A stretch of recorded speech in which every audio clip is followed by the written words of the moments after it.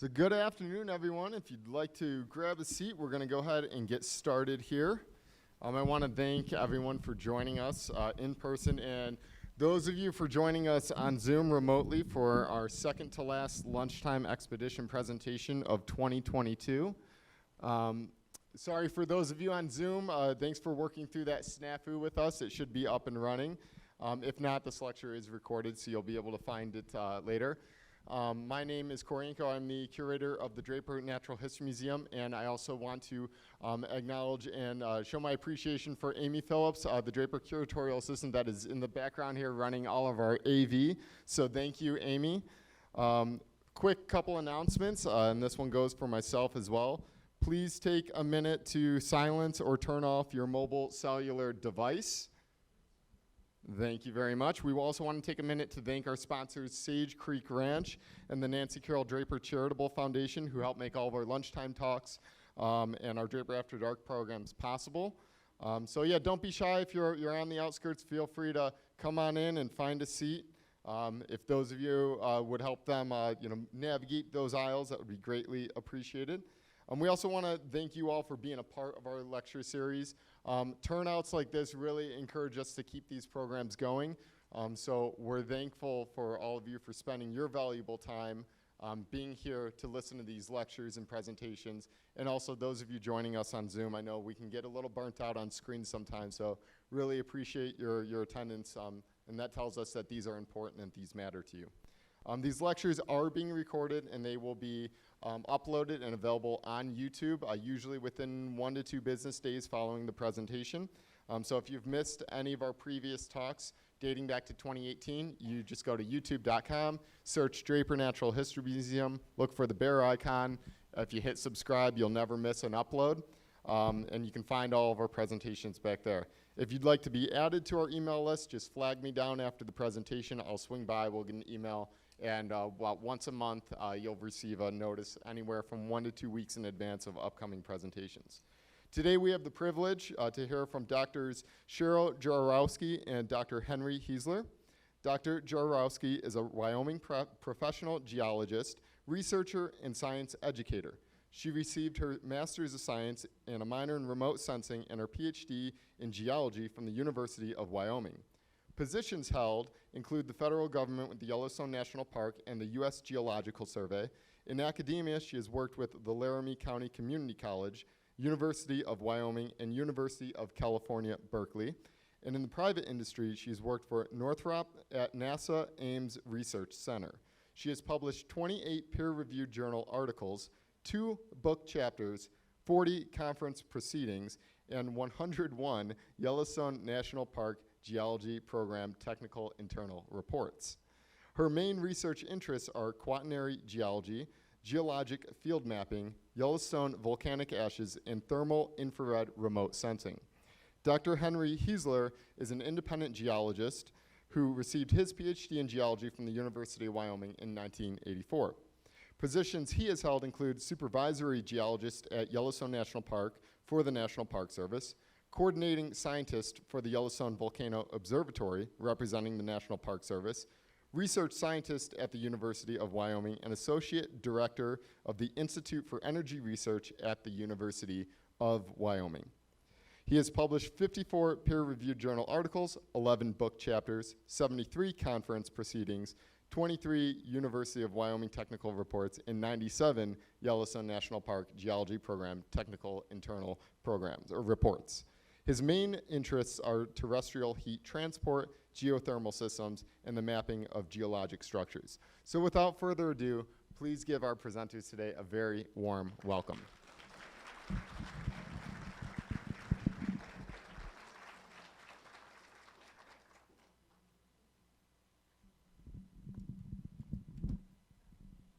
Well, thank you, Corey, for that wonderful introduction. And it's also wonderful to see so many people here who are interested in our natural landscape.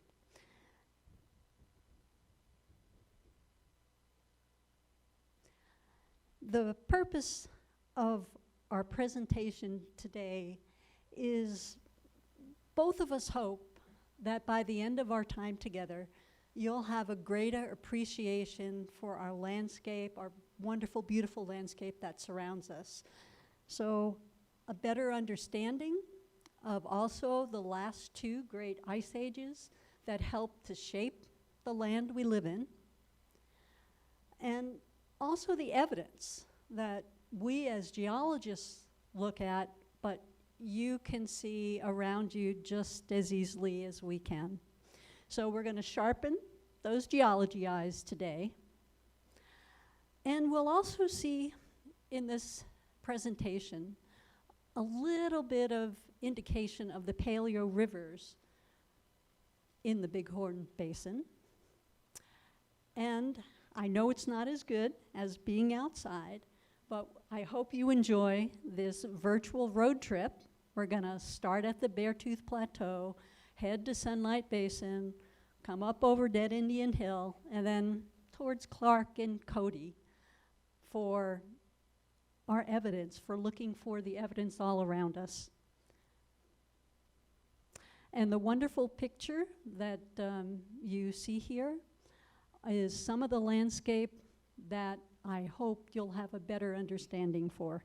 I take pictures of the landscape and I fell in love with the landscape from the first moment I set my foot in a geology class, and that love affair continues. So there are two major Rocky Mountain glaciations, and here you can see me in my earlier days with one of my professors, Brainerd Mears, discussing glaciation, and I first started looking at it in southern Wyoming. But what you'll find out is there are two major Rocky Mountain glaciations, and amazingly, they're named for places in the Wind River Range. So Pinedale, those of you who are native to Wyoming are familiar with that town. And we'll primarily be focusing on kind of a middle Pinedale time for the evidence we'll be looking at, roughly 20,000 years before present.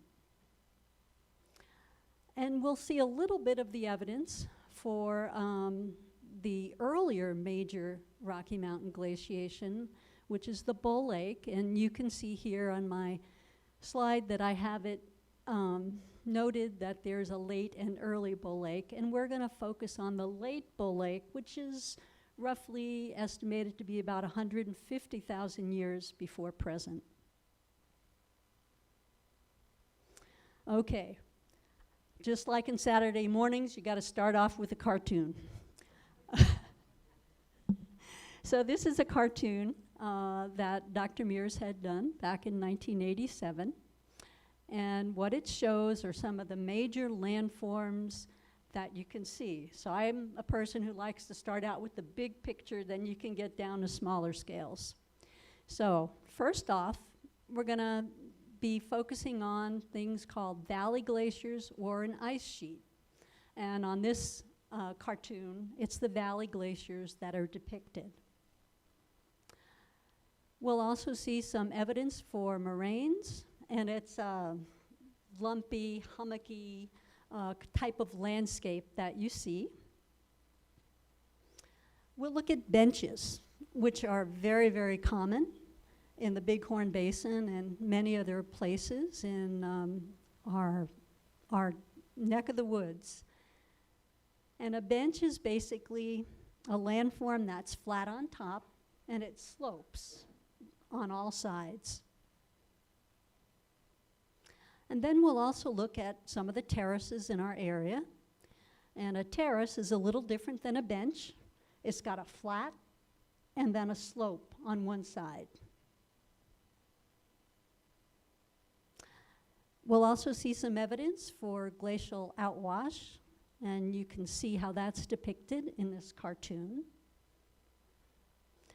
And if you've never heard of them or seen them before, some relict ice wedges and polygons.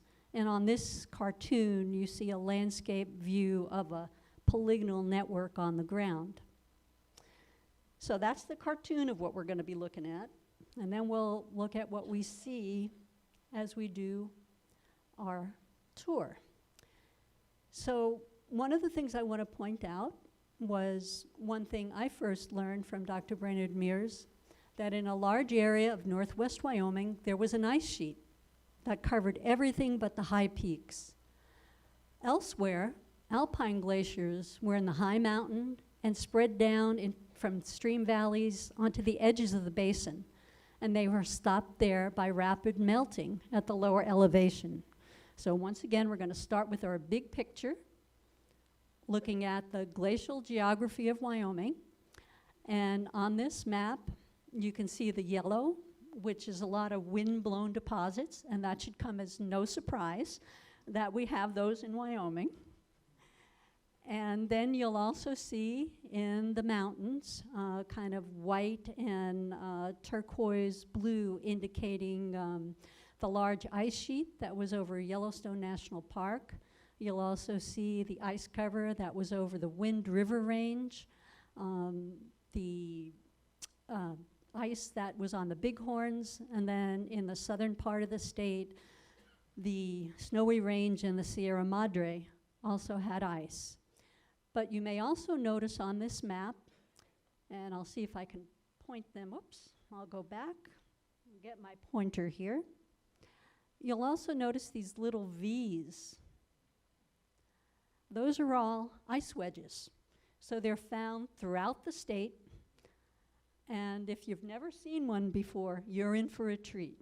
So you'll sharpen your eyes that, you know, the next time you look at some trench or whatever you're digging, maybe you can see them.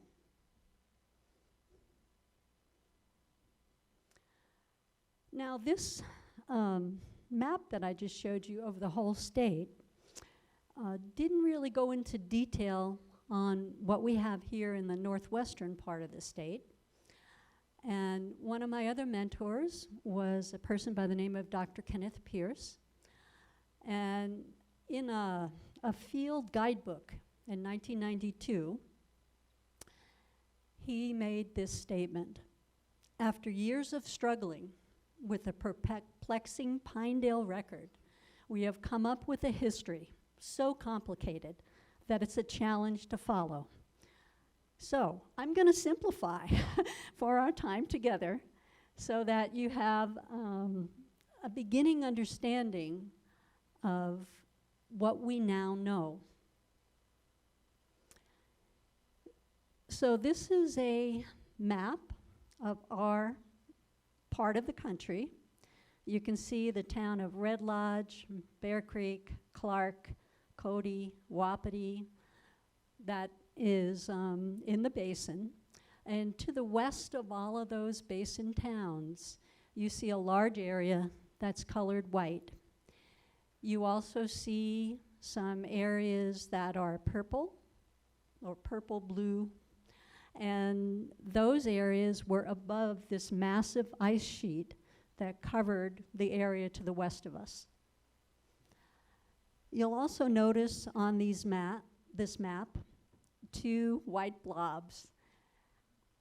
As an ice sheet builds, this ice sheet had different ice centers over time. And the first ice center was the one that grew over the Beartooth Mountains, reaching its maximum about 20,000 years before present. Then there was an ice center that began to form over Yellowstone Lake, and it reached its maximum roughly 18,000 years before present. And as you well know, in our topography to the west of us, it's very intricate. So as these ice cover built up and melted away at each center, there's a lot of complexity. And if you walk around there, hike there, ski there, you'll begin to see this complexity if you can get your eyes tuned to it. So we're going to start our virtual road trip and look at some of these details. And we're going to start it on the high elevation Beartooth Plateau. So many of you are probably familiar with this view that you can get from the Beartooth Highway, which is of course now closed. And one of the things when you're up there, or even thinking about what we're talking about right now, is to keep in mind this basic geologic concept that the present is the key to the past. So what I'd like you to think about, and it's not too hard today for all of you who came here, is to think about the way snow starts to accumulate as the winter sets in, right? It's gonna start snowing more and first up in the high elevation. And then, you know, if you think a little bit ahead to next spring, you know where it melts first and then stays the longest. Well, that same concept applies when we think about ice ages in the past. So when we look at the last great ice age, we know that snow is first starting to accumulate in the high elevation areas as it begins. And over time, that snow changes to ice. And we know that high elevation Beartooth Plateau is a nice, flat, high elevation place to accumulate lots of snow that can change into ice. And the other thing to kind of keep in mind, that as the ice age happens, most of the time is spent in buildup. It's only 1/10 when it melts away. And of course, if you've got a lot of ice on this high elevation Beartooth Plateau, it's not just gonna sit in one place. It's gonna wanna move, especially toward lower elevations. Now, some of the high elevation areas that we're looking at and are all around us were actually snow-free. And those areas you can tell because they have sharp rock that's cracked by freezing and thawing. So we'll first start looking at the evidence for being above the ice, those paraglacial polygons, something you can see on the surface. So just before the Beartooth Highway closed this year, I took this picture. And you can see me standing there on a grassy mound, and all around you can see these big rocks. So this is what happens over repeated freeze-thaw cycles, is the rocks get sorted from the very fines in the center to the coarser boulders around. And if you have a flat surface, they form a polygonal network.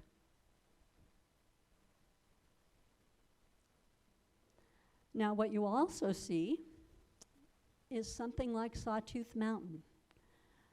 If you hike around there, you'll notice that it's, again, a lot of sharp, shattered rock. So that's the evidence that Sawtooth Mountain here was above the ice. So these are big landscape features that you can see. And of course, you probably all know what I'm going to talk about here, our Matterhorn, right? Pilot and index peaks that were guides for anybody moving through the area in the past and still today. And certainly when you look at this peak here, I don't think it's hard to imagine that there was ice on all sides of it and a little bit just sticking up above. And the landscape we see here, nice and smooth, very different than the sharp, ragged peaks that were above. So we've got lots of big landscape clues all around us. As we head down from the Beartooth Plateau toward a lower elevation, you'll see U-shaped valleys, such as this one, Cascade Creek. And when ice moves from the high elevation down, it creates valleys that are U-shaped, not V-shaped like water does. So that's another big clue that you can look for all around you.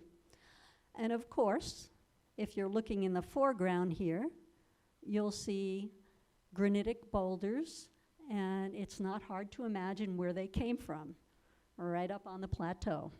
So that's some other evidence. And these boulders that are sitting on top of limestone here are out of place, and they're called an erratic. Not saying anything about anybody's personality. That's just what the rock is called, because it's not in its original location.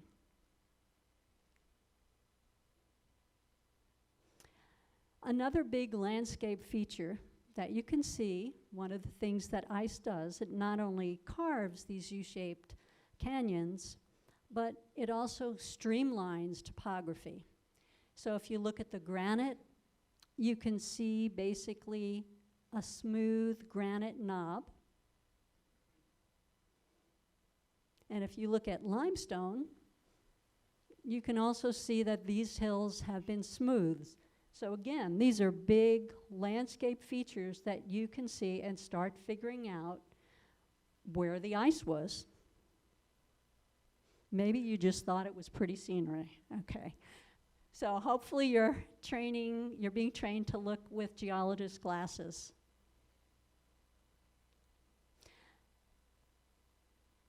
Another evidence of glacial streamlining is the smoothing of volcanic rocks. So it's good to look at the type of rocks and notice their shape and what they look like. And then, of course, when you look to the high peaks like Trout and Dead Indian and the Absaroka on the skyline, you can see they're sharp and jagged. And if you were to get up in an airplane, and maybe some of you have done this as you've traveled to and from the area, you can see what I call a cookie cutter kind of topography if you look down at it. But of course, we're looking up at it here. The other thing you'll see when ice moves over an area, and this is again some rounded Absaroka volcanics, are some topographic saddles. And what I tend to find out is that if you hike around here and look at what I call the critter trails, okay, I'm a geologist, so I don't know a lot about, all the other animals that wander around here, but I follow their trails. And when I follow their trails in the landscape, I realize they know a lot about what the ice did and the glacial topography because they follow it.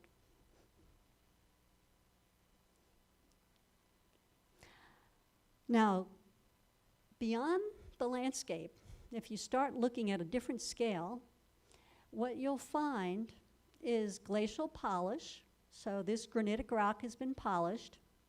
And you can see with my hiking pole here, I'm lining up on one of them.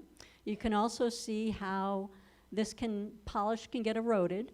So anything that was here tens of thousands of years ago, right, not all of it's going to last. It's going to erode away over time.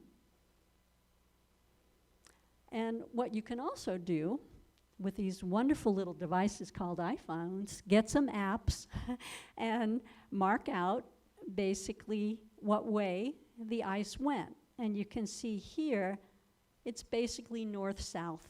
So that tells me what way the ice was coming with a little grit and water underneath it, moving across and polishing the granite and some places making scratches in it.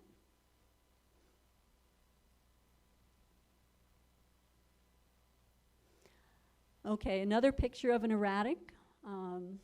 You can see the size. I'm roughly about 5 feet tall, so I'm a good standard for measuring either exposures of dirt or sizes of rocks. So this rock came from someplace else rather than, just nearby from where I was standing.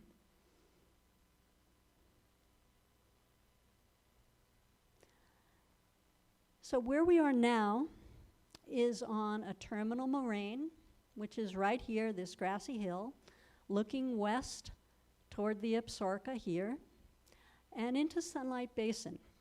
And one of the things, if you just look at the landscape again, you'll notice there's this moraine, then there's big flat here. And that flat is very interesting in this area. And what you see, if you happen to have an exposure into that flat, is interesting sediments. Some of them are kind of orange, yellow, or rusty colored, and others, like this right down here by the shovel, is kind of a blue-gray color.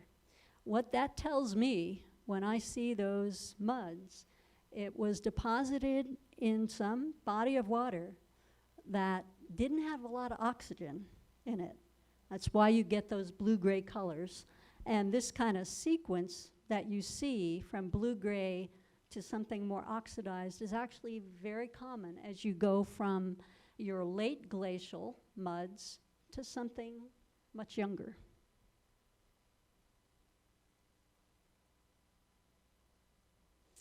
Okay, we're going to leave the mountains, start heading over Dead Indian Hill, and then eventually we'll get into the basin. But we're going to first stop and think about Dead Indian Hill, because many geologists from back in the 1900s went over that hill as they went to and from the basin. And it was only in the early 1900s, 1909, that the wagon road over Dead Indian Hill was upgraded, giving geologists like Cassius Fisher better access into the Valley of Sunlight and the Clark's Fork of the Yellowstone. So taking a moment, looking back at some of where we've been, you'll notice Steamboat here, this hill, and I'm going to ask you to imagine ice, enough ice to fill this, flowing over it and towards us. That's a lot of ice. Okay, so we're heading from the mountains into the basin, and we're going to be looking at our evidence that we can see in the Clark's Fork Canyon. And you already know that ice makes U-shaped canyons, and it may also bring some glacial erratics.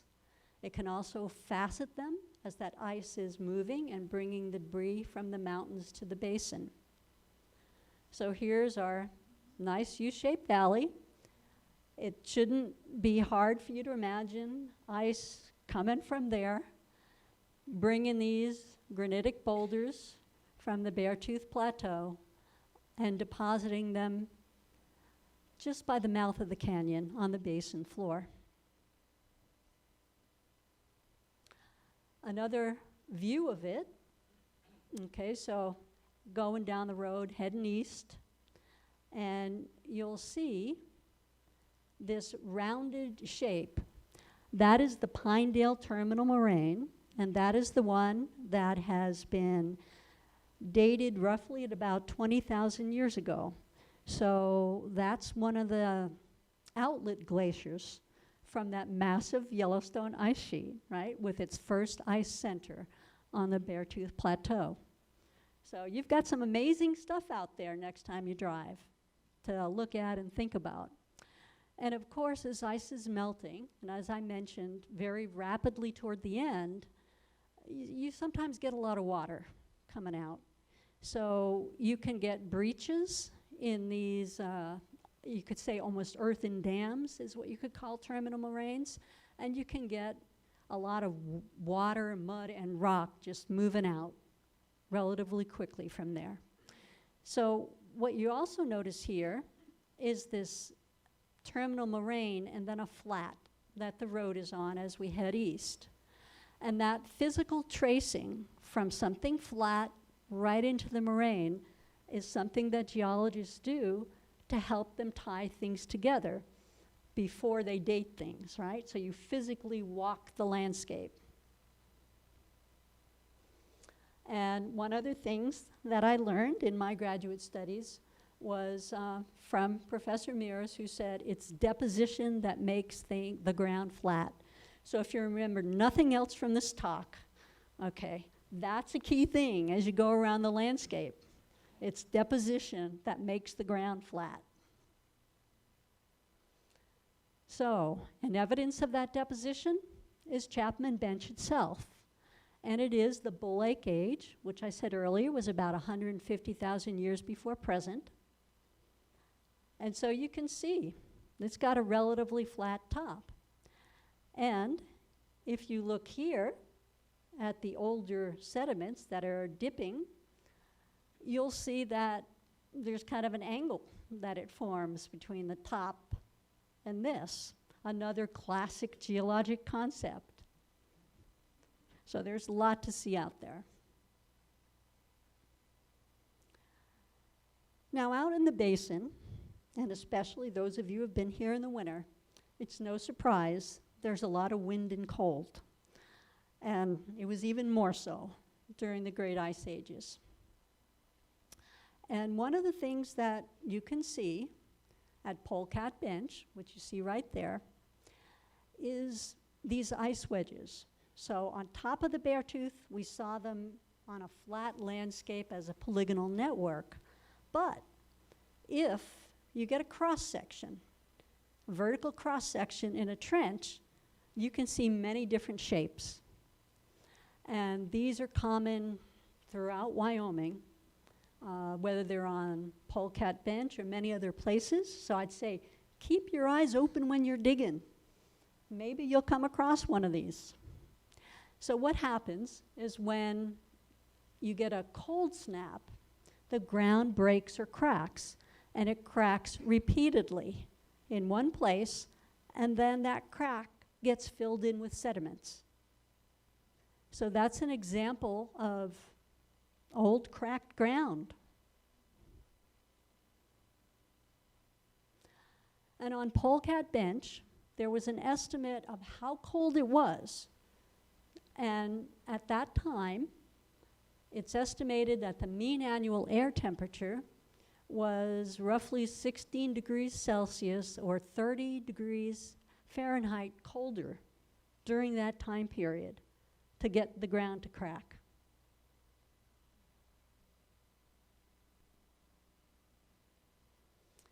Okay, we're going to continue on, heading south on the Cody Belfry Highway, going past Cody, and heading to the Buffalo Bill Dam, because there's some other evidence we have to look at here. And this evidence was when they started drilling for the dam. They drilled 15 holes into the river, and the depth was from 7 meters to 52 meters. They got core, and then when they looked at the core, they had it into 3 categories.